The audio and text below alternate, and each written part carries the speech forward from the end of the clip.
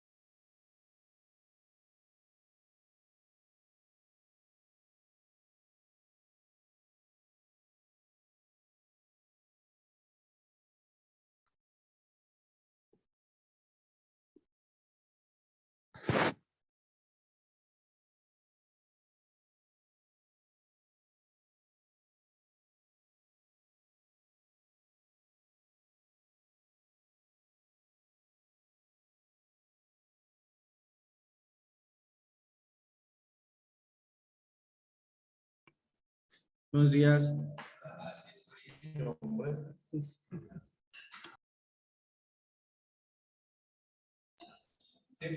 Doctor Manuel, dice la doctora Fer que si puede iniciar con su presentación.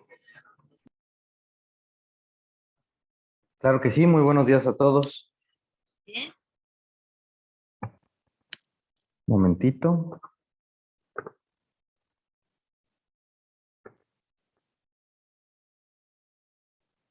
Nada más.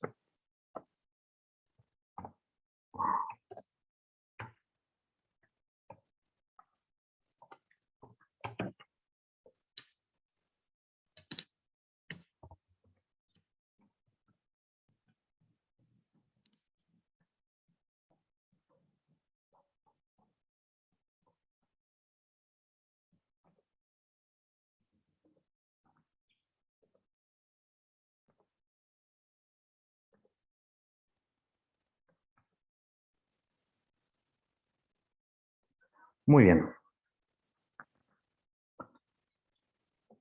¿Ya se ve la pantalla?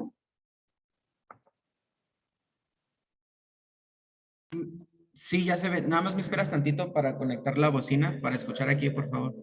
Sí, claro. Muchas gracias, doctor.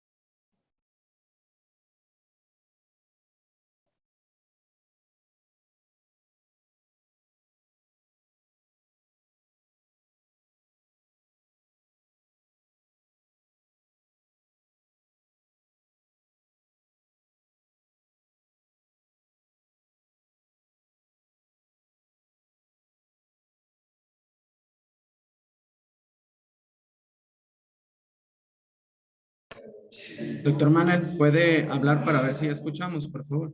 A ver, ¿se escucha? Probando. ¿Sí? ¿Funciona? Sí, adelante. Perfecto, muchas gracias. Bueno, vamos a comenzar. Muy buenos días a todos. Soy el doctor Manuel Rodríguez, R2 de oftalmología y en conjunto con la doctora Fernanda González, fellow de segmento anterior. Vamos a presentar el tema lensectomía refractiva en alta miopía. Entonces, aunque el procedimiento podemos considerar que es algo que ha tenido su auge en los últimos años, la primera de estas cirugías fue realizada en 1776 por el abad Abbé Desmosón en Francia, un sacerdote y oftalmólogo de la época. El procedimiento fue retomado por Vincent Fucala en el siglo XIX. Sin Creo que ya no embargo, se escuchó. ok, a ver, ¿dónde se cortó?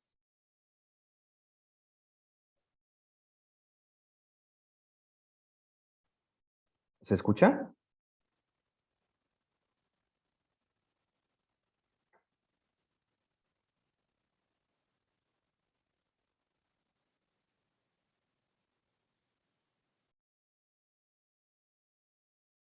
¿Se escucha? Hola.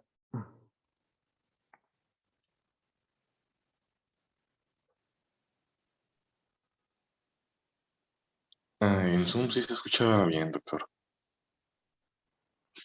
No sé en el GAU. Creo que en el GAU no se escucha bien.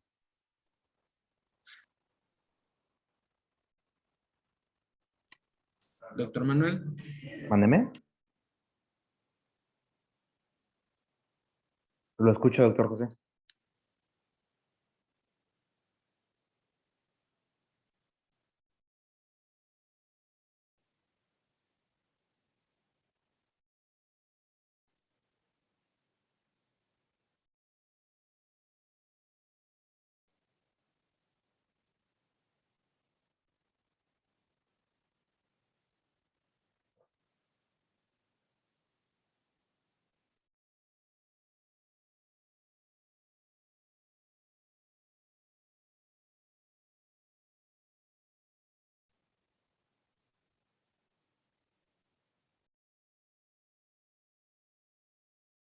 ¿Se alcanza a escuchar? Sí, ya. ¿Ya? Ok, perfecto. Entonces, como les comentaba, las primeras cirugías de cristalino se realizaron en 1776. En el siglo XIX, el polaco Vincent Fucala escogió realizar estas cirugías para tratar la alta miopía en sus pacientes. Sin embargo, no se fue muy aceptado por la alta incidencia de desprendimiento de retina que se provocaba. Unos años después, el doctor Sir Harold Ridley, en 1949, hizo un pequeño descubrimiento. El doctor era un voluntario en, en las batallas aéreas de la Segunda Guerra Mundial, ¿no? Es decir, era voluntario de la Real Fuerza Aérea. En una de estas batallas, él le tocó retirar los fragmentos del parabrisas de un avión Spitfire que estaban hechos de polimetil metacrilato y se dio cuenta de que los fragmentos de este material no provocan inflamación del ojo, o sea, a pesar de que estaban ya intraoculares, no desarrollaban lo mismo que otros materiales. Después de esto lo pasaron al frente en Ghana y ahí trató de hacer, de colocar un lente improvisado de este material. No fue muy aceptado, la verdad es que hasta ese momento existía una regla implícita en oftalmología que decía que nunca se debía colocar objetos dentro del ojo. Pero el doctor insistió y en 1950 se realizó el primer implante de lente intraocular de PMMA con resultados bastante favorables. El proceso siguió con Strampelli en 1954, cuando él desarrolló, ¿no? A partir de la idea de Ridley, una lente bicóncava para colocar en cámara anterior. Pesher y Worth en el 89 hicieron esta misma lente, pero con un soporte iridiano. Y finalmente Baico realizó un implante de lente en cámara anterior con un soporte angular. Entonces, como verán, el desarrollo de la lensectomía refractiva pues ha sido largo, pero francamente ha sido un avance impresionante en los últimos, por lo menos 70 años de la oftalmología. Entonces, ¿qué es esta cirugía? Es una variación de la cirugía estándar de cataratas, como vimos en la última sesión. Implica que la claridad del cristalino y una anatomía ocular normal, en este caso, más de menos 6 dioptrías y una longitud axial de entre 26 y 39 milímetros. La indicación principal en este caso es la independencia de gafas en el paciente joven con alta miopía o en un paciente de edad avanzada, siempre y cuando esté sano. Y su principal motivo, además de la independencia de las gafas, es evitar las complicaciones relacionadas con. Hay algunos elementos, según la bibliografía, que son necesarios para tener éxito en este tipo de procedimientos. Para empezar, es que sea una cirugía mínimamente invasiva, es decir, con una microincisión permeable de 2.2 milímetros o menos. En muchos artículos, la mayoría de la literatura que alcancé a revisar, ponen como un ideal 1.8 milímetros a 1 milímetro del limbo esclerocorneal y realizada en el meridiano más curvo. La fijación de la lente intraocular en el saco capsular nos va a disminuir la tasa de OCP. Y en ojos con una longitud axial excesiva, el riesgo de perforación siempre hay que tenerlo en consideración, ¿no? Por la anestesia. Además de que pacientes que presenten estafilomas posteriores van a tener una densidad mucho menor del ojo, provocando no solamente desprendimientos de retina, sino también una perforación, una tasa de perforación bastante alta.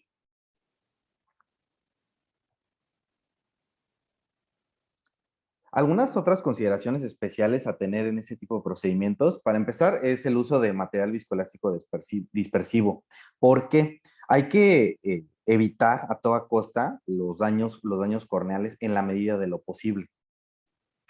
Recordar que el viscoelástico nos va a permitir una cámara anterior mucho mayor que disminuye los riesgos de estos daños a la córnea. Como les comentaba, un abordaje de mínima invasión, por ejemplo, con método de SIX, de menos de 1.8 milímetros, ha mostrado una mejoría en los resultados de la cirugía. Se favorece también mucho con estos dos abordajes anteriores el uso de fluidos, ¿no? Y nos va a reducir el poder de la facoemulsificación. Se sugiere mucho un manejo óptimo de la bimanualidad, ¿no? Para favorecer una manipulación mejor y más cómoda en el área de trabajo, que es cámara anterior.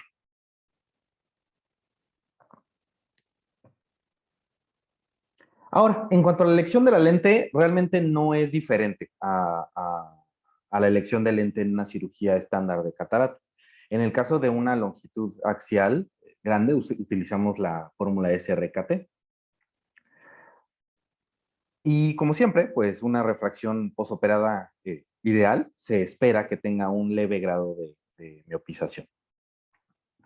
Hay que tener mucho cuidado en la selección adecuada del paciente, ya que en estos casos, pues la mayoría de los pacientes van a ser jóvenes, pero bueno, esto supongo que ya todos lo tienen bien dominado, ¿no? Esperamos un paciente que nos va a abordar con la esperanza de tener una visión independiente de los lentes, lo cual, si bien es posible en la mayoría de los casos, no en un 100%. Y esto es algo necesario de explicar al paciente. Aquí quisiera hacer un pequeño adendo.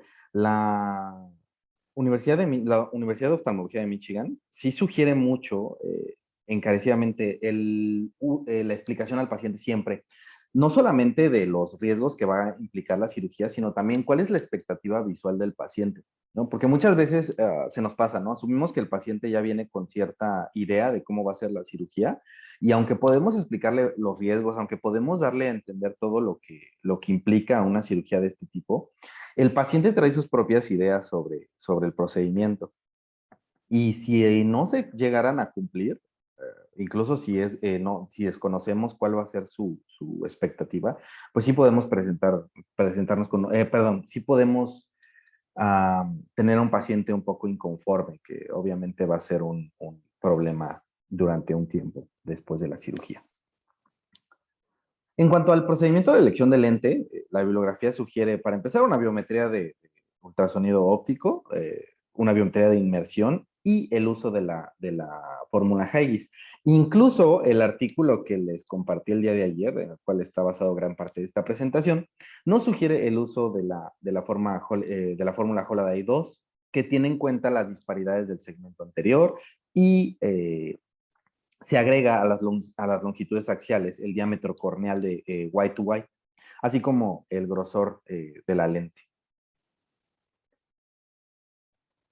En esta tabla podemos ver, esta tabla de Wang et al, podemos ver la comparación de las diferentes fórmulas en los diferentes tipos de longitud axial.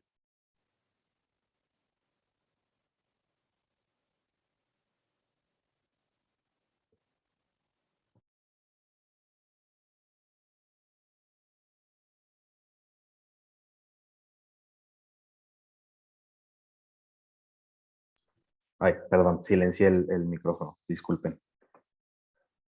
Entonces, como les comentaba, la fórmula Holaday 1 ha conseguido mejores resultados que la Hofer Q en ojos con una longitud axial entre mayor de 23.5 milímetros, incluso llegando hasta los 26 milímetros. En donde pueda ser realizada, las fórmulas de cuarta generación como Barrett o Hayes o Holaday 2 presentan una ventaja al incluir una relación de no proporcional, ¿no?, entre la longitud axial. En consecuencia, nos proporcionan una exactitud mucho mayor que en fórmulas de tercera o de segunda generación. Tenemos también en esta tabla un seguimiento de pacientes a los que se les realizó lensectomía refractiva por alta miopía, en un seguimiento hasta mayor a 10 años. Y quiero que vean que, aunque el desprendimiento de retina es considerado el mayor efecto, la mayor complicación de este tipo de cirugías, no es del todo frecuente ya con los procedimientos realizados entre el 2004 y la fecha actual. Por ejemplo, en un seguimiento que vemos a mayor a 10 años de Horgan et al, comenzada en el 2005, podemos notar que hay un índice de desprendimiento de retina de 3.2%, que realmente pues, en un grupo de 62 ojos, pues es ínfimo, ¿no? Son dos ojos con desprendimiento de retina. Ahora, en cuanto a la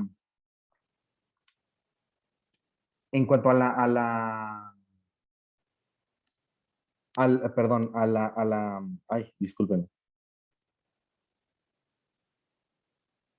Al error refractivo posterior, así como comentábamos, ¿no?, que se espera que tenga un índice de miopía posquirúrgico, podemos notar que en la mayoría de los pacientes, en esta columna que tenemos aquí, casi siempre llegó hasta a menos de una dioptría en cuanto al residual.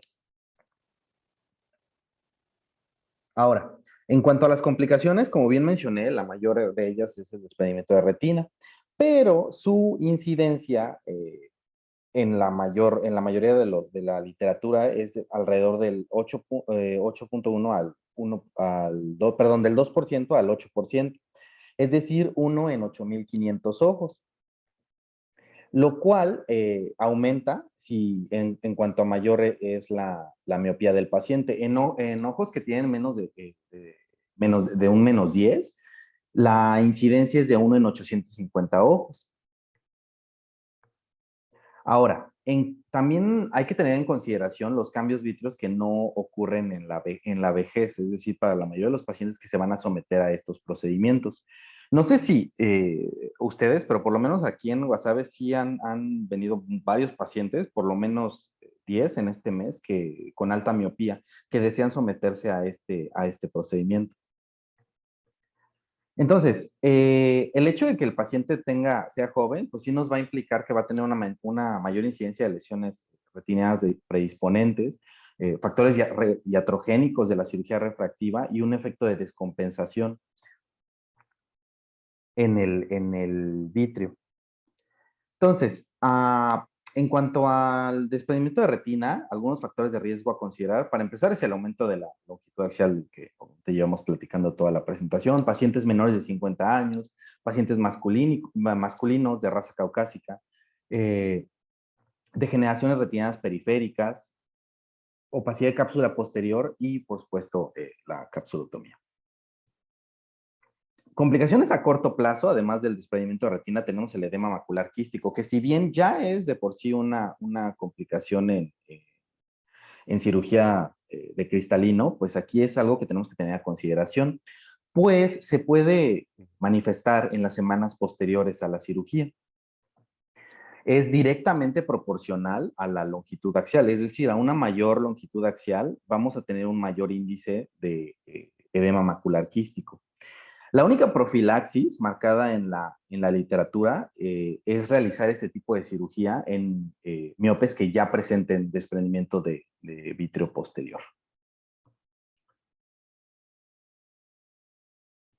Las complicaciones a largo plazo, ¿no? Hay que tener en consideración obviamente la opacidad de la cápsula posterior, que se va a desarrollar entre los 3 meses y los años posteriores al procedimiento quirúrgico.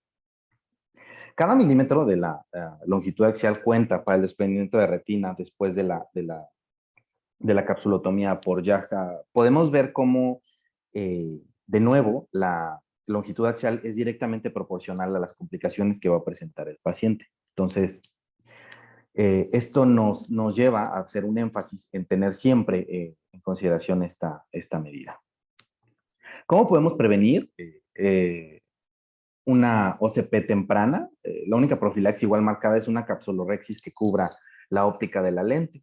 Se puede también realizar una hidrodisección con un corte cortical y tener una limpieza meticulosa de la cortical, así como una implantación del lente intraocular en el borde posterior más afilado. ¿Cuándo no realizar esta cirugía? ¿Cuáles serían las principales contraindicaciones? Para empezar, con ojos que tengan degeneraciones reticulares periféricas, que pacientes que no tengan desprendimiento de vítreo posterior, como ya dijimos, se puede realizar, pero bueno, sí hay que tener en consideración que es un marcador para complicaciones tardías.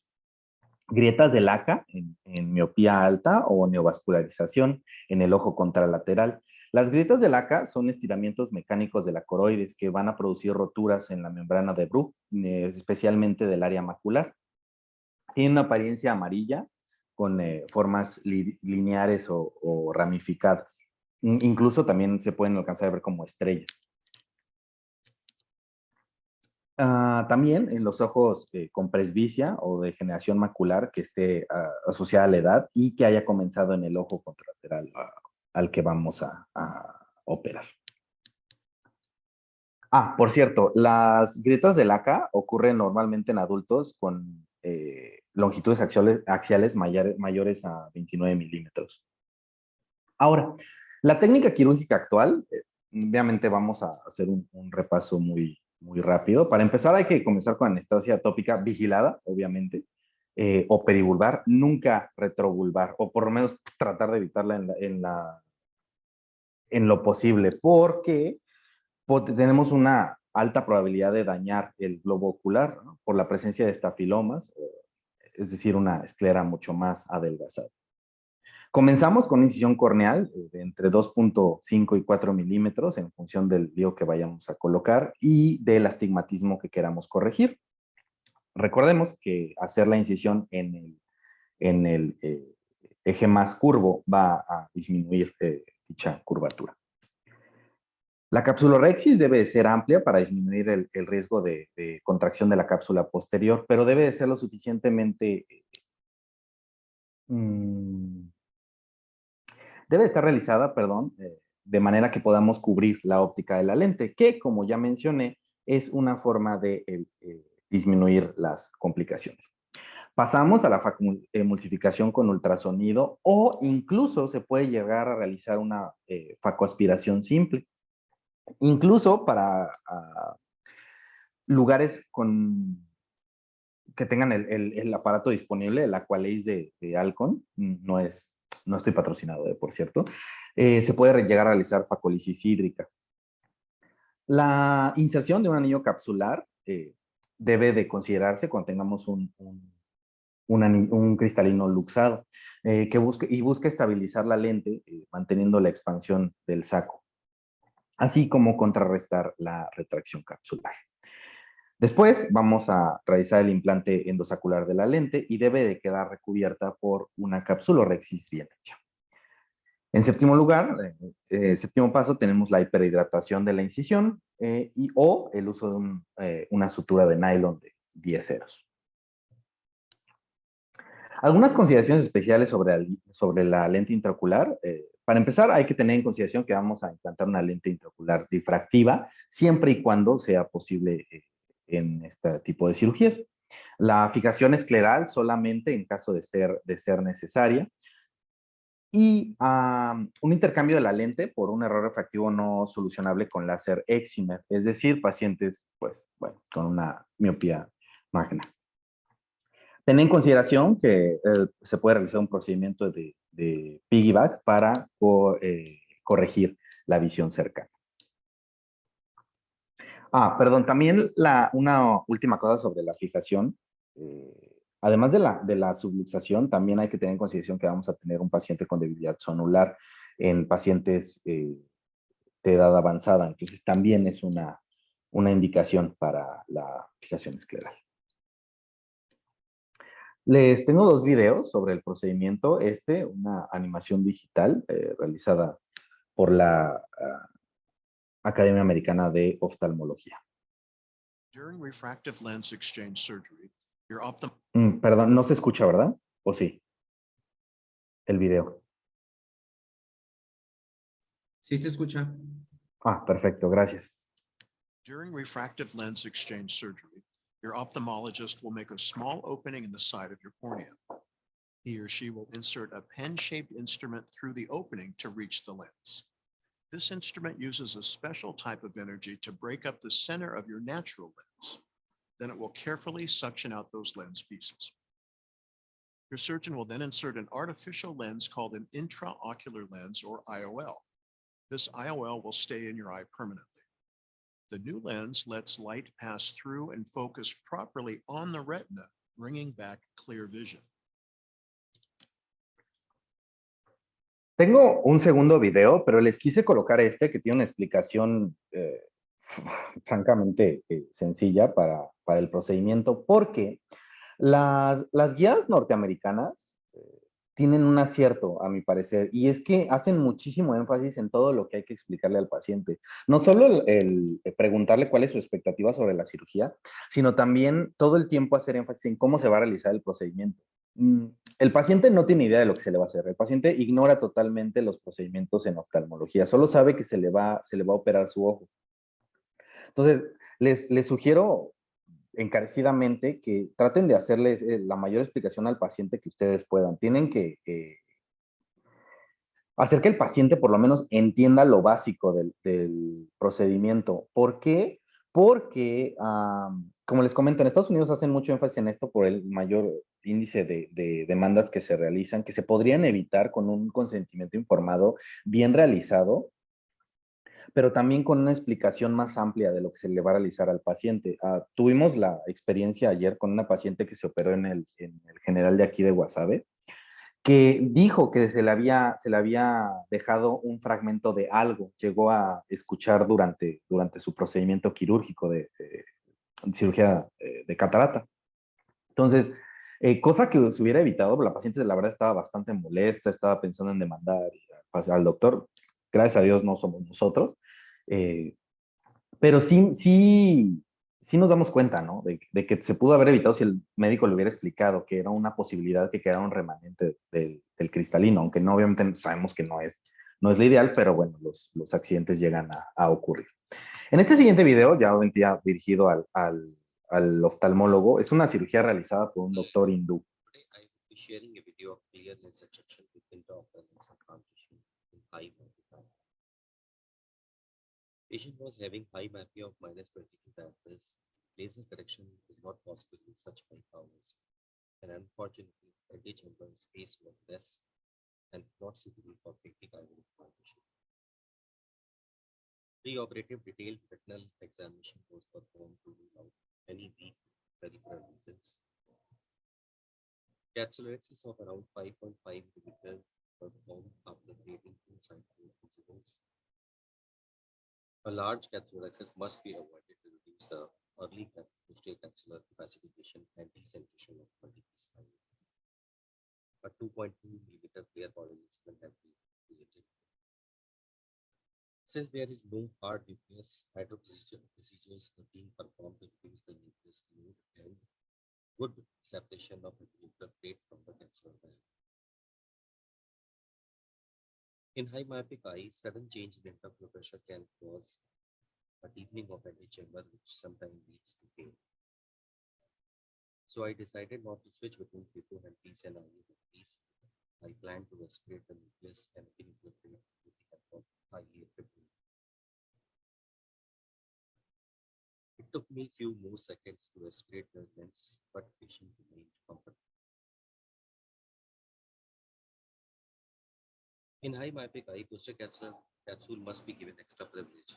Any posterior capsular mishap would be disastrous for the patient, and the risk of attachment goes sky high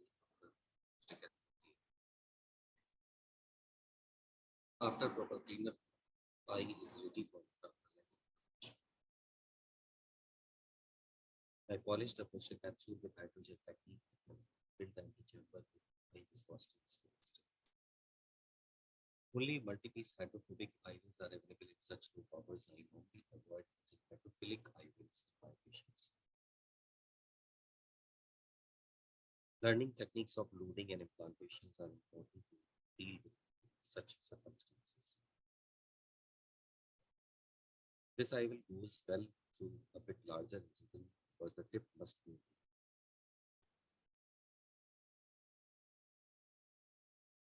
So I enlarge the incision. Tip inserted the cartridge inside the chamber and ejected the lens. The leading tip directly goes back into the first. Removal of viscoelastics from the chamber is essential. Before closure, always ensure the proper sealing of main incision. If it is sleeping, place a single suture to give perfect tightness. To become a accomplished effective surgeon, we must learn the procedures daily diet and clear institutions. Thanks so much.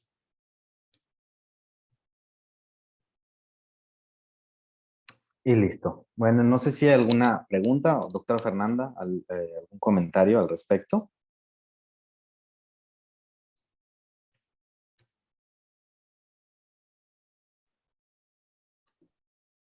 Creo que ninguno.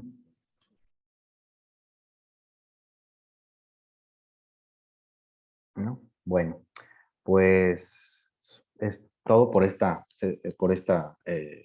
sesión. Entonces ya saben, nada más la diapositiva cultural de hoy. Es una película dirigida por Armando Iannucci, La muerte de Stalin. Está ahora en Netflix. Fue un evento francamente cómico, la muerte del dictador. Terminó con un periodo verdaderamente de terror en la Unión Soviética. La película es una comedia negra que nos muestra cómo fue el cambio de poder en la Unión Soviética después de la muerte de este hombre que llegó a decir frases increíbles como la muerte de un hombre es una tragedia, la muerte de millones es una obra de arte. El tipo dejó, obviamente no iba a dejar a nadie como sucesor por las reglas soviéticas. Sin embargo, los miembros que restaban del Partido Comunista se pelearon por este título, ¿no? El título de secretario general del partido. Es una recomendación, la verdad, quizás no se rían mucho hasta que se den cuenta de que realmente como lo retrata la película fue casi como sucedió, ¿no? Fue un concurso de popularidad básicamente y de intrigas entre los miembros restantes de la primera generación del Partido Comunista como Georgy Zhukov o Malenkov, o incluso este gordo de atrás, Beria, que fue uno de los principales conspiradores. Y pues nada, eso es todo por esta clase.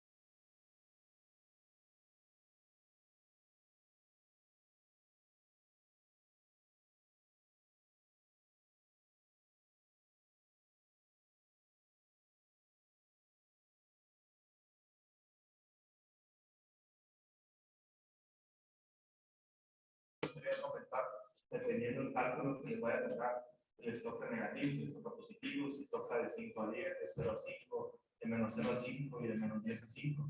Hay otra nueva fórmula, no tan nueva, pero que le estamos utilizando mucho en longitudes axiales arriba de 28, lo mencionó Carla Solorio una vez, la fórmula de Van-Hoff, en la cual disminuye la longitud axial de esa fórmula para tratar de compensar esa, vamos a llamarla, hipermetropización de ojos miopes.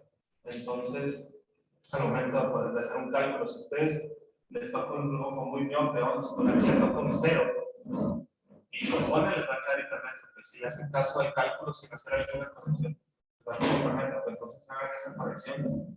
Hay varias formulitas, hay varias tablitas. Y pues yo creo que lo más importante de ese plática, yo creo que es eso, el cálculo, porque en sí es una faja normal, una cámara más amplia, van a trabajar más a gusto. Generalmente son pacientes jóvenes que están buscando estas cirugías refractivas por debajo de 40 años, entonces tener mucho en consideración esa parte. Eso es como lo más importante. Si son ojos muy miopes, valoren darle a esas líneas de 360 de láser a la retina y la corrección del cálculo. Es lo más importante. Bueno, no lo más importante, no como puntos. Claro. Gracias, doctor.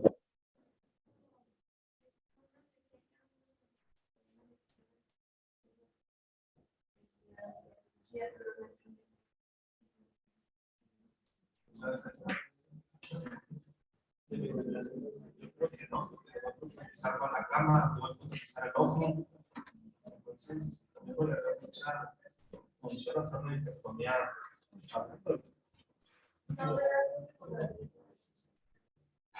Hay una teoría Jorge. Jorge.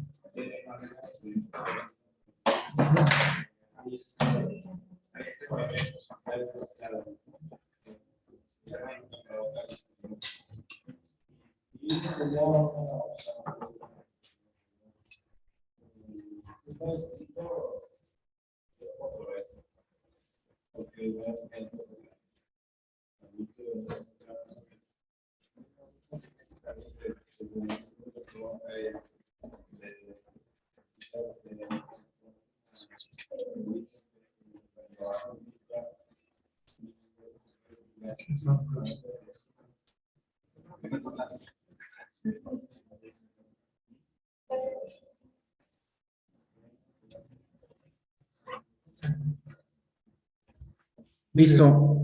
Somos el equipo 2 de Gata. Los que están en Zoom, ¿sí ven la pantalla? Sí, doctor. Muy bien. Pues buenos días. Vamos a continuar con el siguiente tema de retina, síndrome de necrosis retiniana aguda, a cargo del doctor Eduardo Ibarra y un servidor, y nuestro tutor, el doctor Miguel Ángel Carvajal. Realmente es un tema rápido, un tema corto.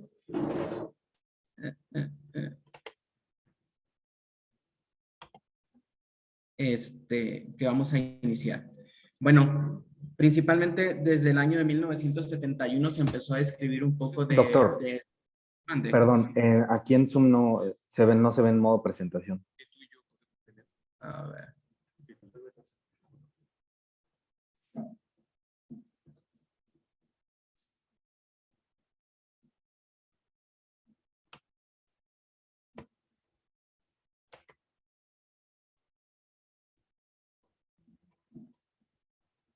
Ahí ya se ve en presentación.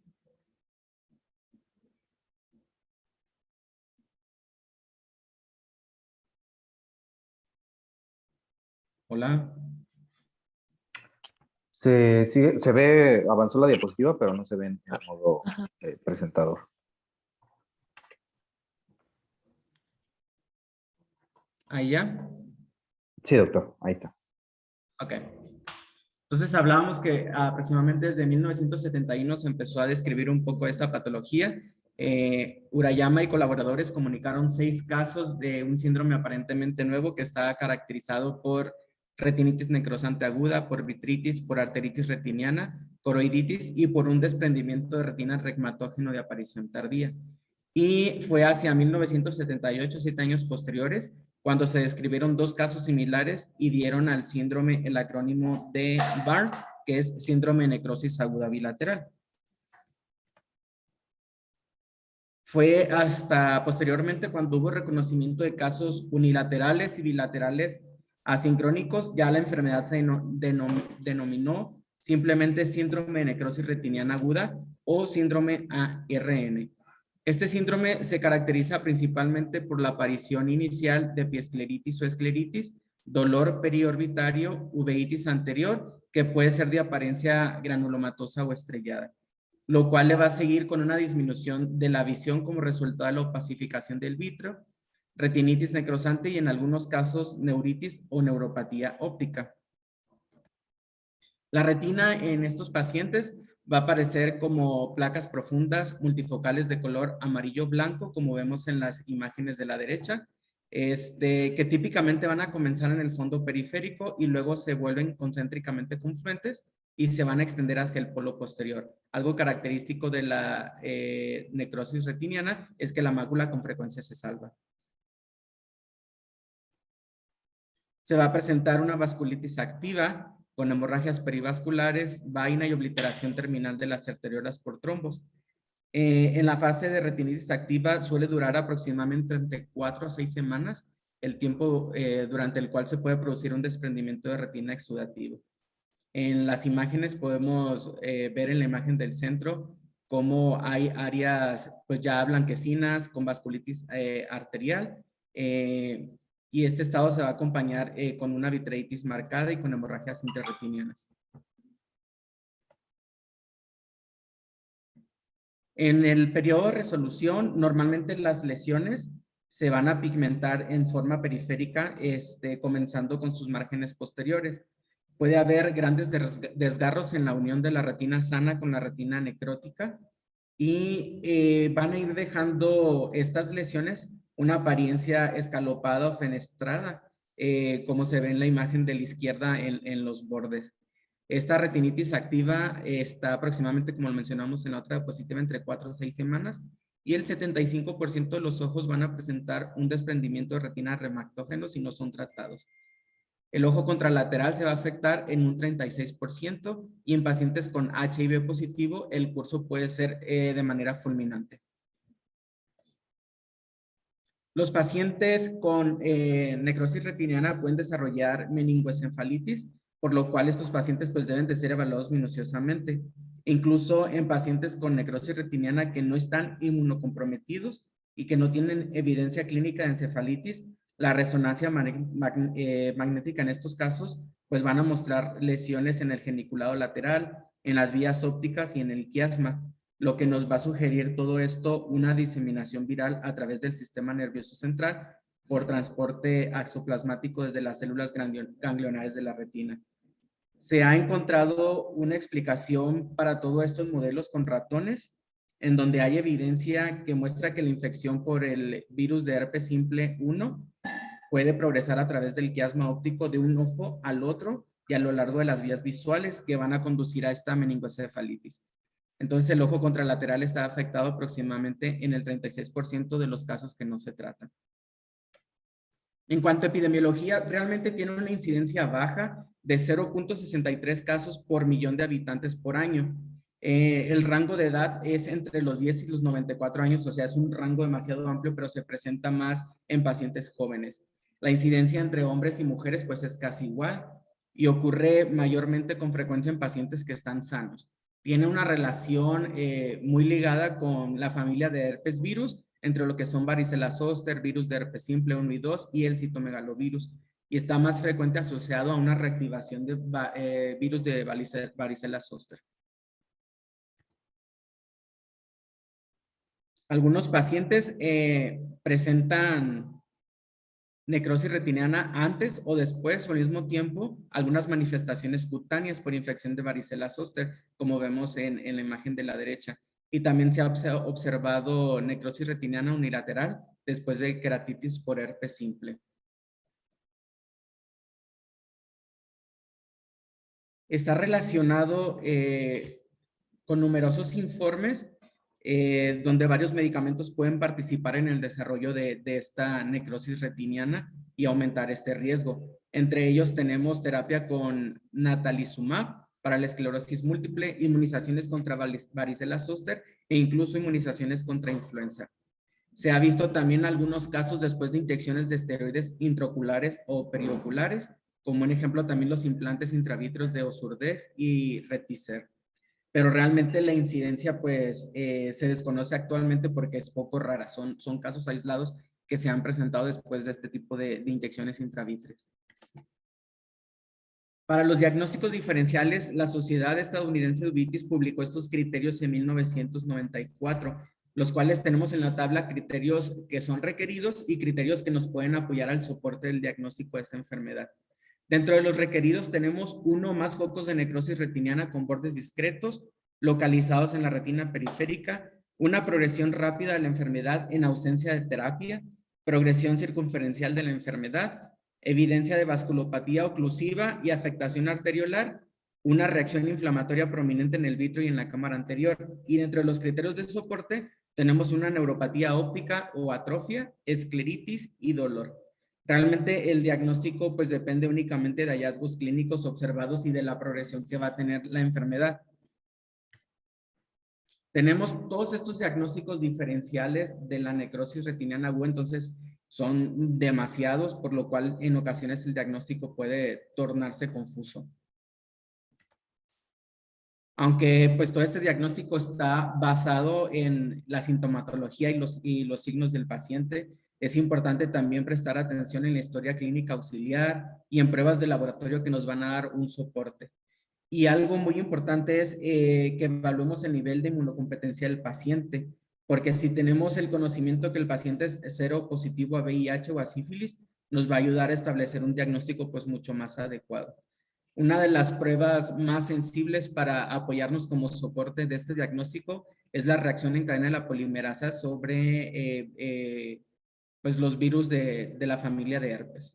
Y todo esto pues en muestras vítreas. El tratamiento es complejo y debe individualizarse pues, en cada paciente. Realmente el pronóstico en los ojos no tratados, en unos estudios mencionaban que el 28% de los ojos afectados, pues su visión final iba a ser 20/200 y todo esto más relacionado con desprendimiento de retina reumatógena.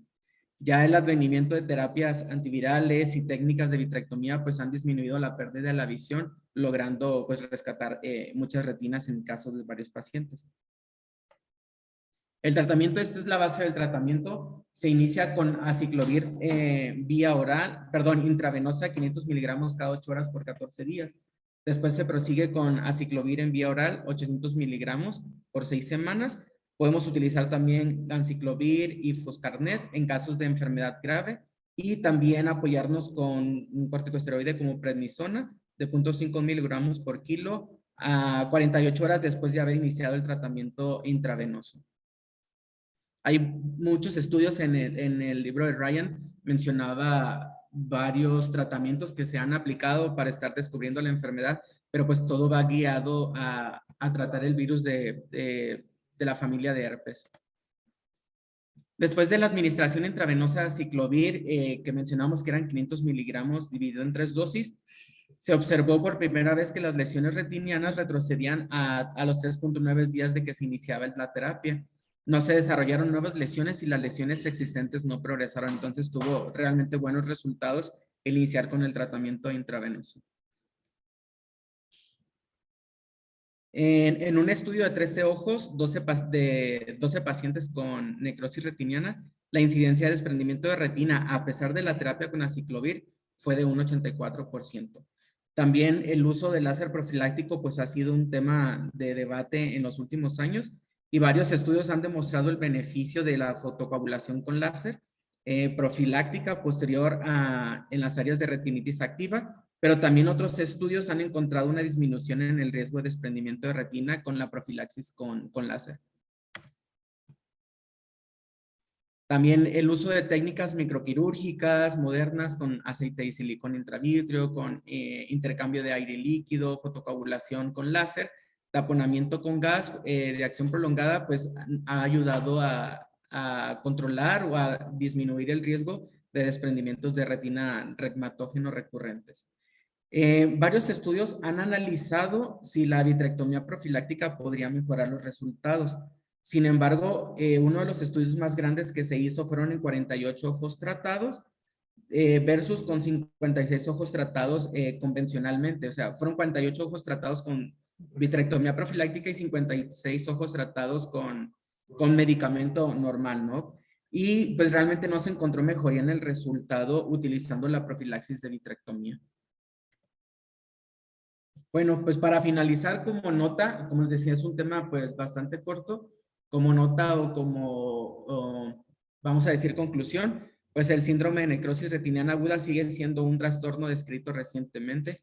Potencialmente es devastador con patogénesis multifactorial y su manejo exitoso parece depender de nuevos avances en quimioterapia antiviral, en el control de la vasculopatía isquémica y la prevención de la vitreoretinopatía proliferativa. No sé si tengan alguna pregunta, doctor Eduardo, algún comentario. Bueno, pues realmente como dices, es un tema rápido, de corto, pero es muy importante conocerlo. ¿Por qué? Porque es una enfermedad, sí es rara, pero es muy progresiva. Se tiene que hacer un diagnóstico precoz, ya que mientras más tardío, pues peor pronóstico visual va a tener el paciente. Recordemos que es una enfermedad inflamatoria que puede involucrar desde una iridociclitis aguda a una vitritis o hasta un proceso vascular oclusivo que nos puede llevar a una pérdida visual muy agresiva. Aquí, ¿qué tenemos que hacer? Siempre que encontremos un paciente que con estos síntomas o signos, vamos a pensar, nuestro primero que se vaya a la mente va a ser un proceso de uveitis. Entonces, si es un proceso de uveitis, nuestro segundo paso es poner fluoxetina, hacer tensión para descartar cualquier infección de herpes. La principal causa, como bien digo, son procesos de herpes. El principal fue varicela zoster, en consecuencia de tipo 1 y tipo 2, y por último hasta un citomegalovirus, que es ya como se está manejando el tratamiento. Primero empezamos con aciclovir, que es el tratamiento convencional para el herpes, pero si vemos que no tiene una buena respuesta, avanzamos con el aciclovir, que es un tratamiento más ya para lo que viene siendo el citomegalovirus. Y aquí es importante, ¿por qué? Porque no solamente es una afectación en todo el proceso uveiral, donde ya no estamos hablando de una panoveitis, sino también podemos hablar de una panofendospermitis, que ya no solamente es un proceso inflamatorio uveiral, sino también el tracto externo del ojo, donde podemos encontrar afectación tisular por herpes. Es importante iniciar el tratamiento, aunque tengamos sospecha de diagnóstico, empezar el tratamiento. Darle consecuencia o seguimiento con un neurólogo para descartar procesos de encefalitis. No sé si tengan alguna pregunta, realmente es algo que tenemos que tener en cuenta, que vamos a ver al revisar el polo posterior, nos vamos a encontrar con un vitro demasiado denso por el proceso de vitritis, o las placas amarillentas blanquecinas en la retina, donde puede estar afectada la región peripapilar o la región más periférica de la retina, con su principal complicación que puede ser un desprendimiento de la retina reumatógeno, o también podemos tener oclusiones de venas o arterias en cualquier paciente. Efectivamente es algo que se afecta a cualquier edad, cualquier persona que esté relacionada a un proceso viral como herpes se puede infectar. La Asociación de Oftalmología Mexicana lo ha relacionado más con pacientes adultos, donde ya se ha manifestado pacientes diabéticos, hipertensos. Entonces no solamente vamos a encontrar un proceso uveitítico, sino que también podemos encontrar retinopatías diabéticas avanzadas, y se tiene que hacer una confotocoagulación. Es por eso que se ha manejado el tratamiento con láser previo. Ahora, doctor, ¿por qué no me funciona la vitrectomía si una vitrectomía puede quitar el proceso inflamatorio? Porque realmente es un proceso infeccioso viral. Y por eso, aunque quites el vitro, la infección va a seguir presente y nos va a seguir provocando las complicaciones. Por eso no había tanta relevancia con la vitrectomía. Entonces, principal factor, principal tratamiento siempre médico. Una vez que ya tenga el tratamiento médico prolongado, ya podemos valorar alguna cirugía específicamente si tiene algún desprendimiento de retina. ¿Alguna pregunta, comentario?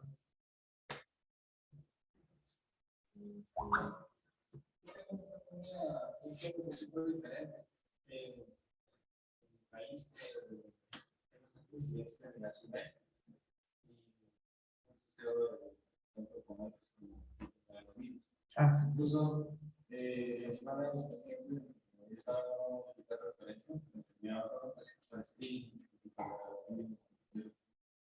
entonces, como vemos, sí, materia de descarte todo lo que había pues, para sus orígenes posteriores. Y la muerte con el VIH de fondo, el porcentaje de CDS sería positivo. Y iniciamos tratamiento de con la ciclovía. Con los dos, tanto verdes como el servicio de Uber y retina. Y nos seguíamos especialmente con los pacientes que la mayoría somos asociados con el VIH. Y conjuntamente conectados con el porcentaje de bajo, en la rutina no hay mucha reacción muy bien, pero como muestras de tratamiento y pacientes de pronto con tratamiento de básicamente del VIH, entonces en ese momento se enciende el virus y el cuerpo, pues ya activa el sistema inmune. Por ende, pues la materia intensamente. Es ahí cuando usamos, tenemos mucho cuidado con los certificados de pacientes con VIH de primera instancia, y para iniciar con todo este diagnóstico, porque puede desencadenar la patología, no otras enfermedades que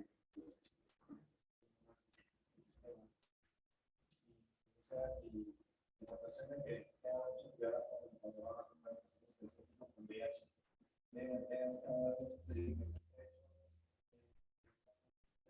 la reacción que va a tener cuando mejor sucede y la realización de todo lo que puede ser en esta etapa. De hecho, al estar buscando información, me encontré varios artículos donde el signo inicial para diagnosticar HIV fue manifestaciones oculares, en este caso de necrosis retiniana. Entonces, varios pacientes acuden por disminución de agudeza visual y se diagnostica necrosis y después ya se dan cuenta que pues, es por HIV y es donde se diagnostica directamente HIV al paciente. Y justamente están los pacientes que me ya escribí y eran los que me iniciaron también. Había una recién se daba cuenta que se daba su tratamiento y pues ahí se lanzaban y se daban cosas por esas pinturas. Sí, si recordamos un poquito de medicina interna, cuando ya hay una infección de VIH, ya las cuentas celulares están muy bajas, el principal factor de contagio de citomegalovirus es muy alto. Entonces, como comentó el doctor Díaz en una diapositiva, hay que descartar el síndrome de Ramsay-Hunt, donde ya sabemos que ya es una infección de citomegalovirus a un nervio específico de la cabeza, que principalmente puede ser tanto del oído como cualquier nervio del trigémino. Pues, muy buena aportación, gracias. Pues eso sería todo. Si no tienen alguna pregunta, alguna duda. ¡A operar! Así es.